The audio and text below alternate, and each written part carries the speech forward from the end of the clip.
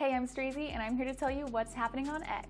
Before we get into today's trends, I just had a couple of things I'd love to discuss with you first. So we had a couple of comments from our thread a couple of days ago, the 19th. We had a response to the truck driver reporting his personal testimony, hearing other drivers talking about taking part in the New York boycott, and X user Gotham Concierge from NYC says he hasn't noticed any boycott or any effects from that so far, and I love the ground reports. Keep them coming, guys. Conversation is how we stay connected. So let's celebrate and utilize platforms that respect free speech, like X. If you're watching from another platform, I still want to hear from you. Let's get discussions happening everywhere. But if you feel like you have to change your message before you type it, come on over, we'd love to have you. Another thing I like to mention is actually a correction. If you're getting on X as frequent as I am, you may have seen news reported only to get to watch it unravel into the truth in real time. This is another one of those moments. For the most part, people are seeking the truth. Missing data, the missing context to the story, because that's what it usually is in the media, isn't it? A little truth with some lies, or at least absence of the whole truth. And so it's a place like X where we can all come together, give all the information we all have from all angles, and put the pieces together ourselves.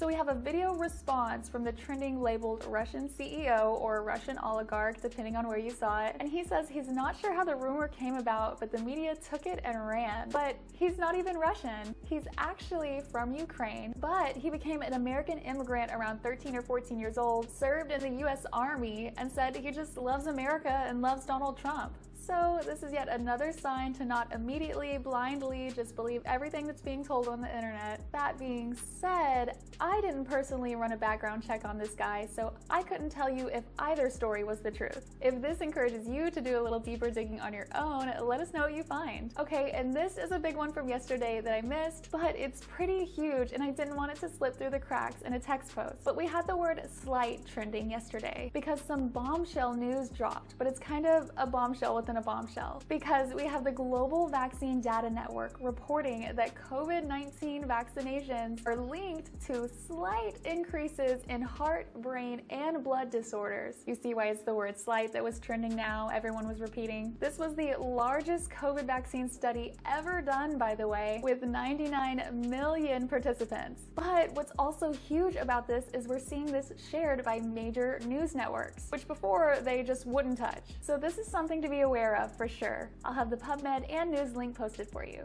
All right, moving on to today's trends. So we had James Biden, President Biden's brother, show up to Capitol Hill today to testify in the impeachment inquiry against the president. Supposedly, the FBI caught James making deals on tape. The Bidens do their business together as a family, and James Comer says they've been receiving significant payments from individuals and companies from China, Russia, Ukraine, Kazakhstan, and Romania. But honestly, the video that's garnering this tag so many impressions is how when he's walking up to the building, a reporter blurts out, "Did Hunter smoke crack in the White House?" So obviously this is going to be the clip making the rounds, but there's just a lot of conversation surrounding Hunter Biden and the FBI in general. The former FBI informant Alexander Smirnov has been charged with lying about the Biden dealings in Ukraine, and now we're hearing that he's saying that Russian intelligence officials were involved in passing him that information, and so the information was false. One of the debates going on right now involves Representative Jim Jordan and what he's saying, talking about Christopher Steele and his dossier. He lied to the FBI about Trump and he got paid more, but Smirnov lies to the FBI and he gets indicted. Do you think the two stories are comparable? Does it seem balanced to you?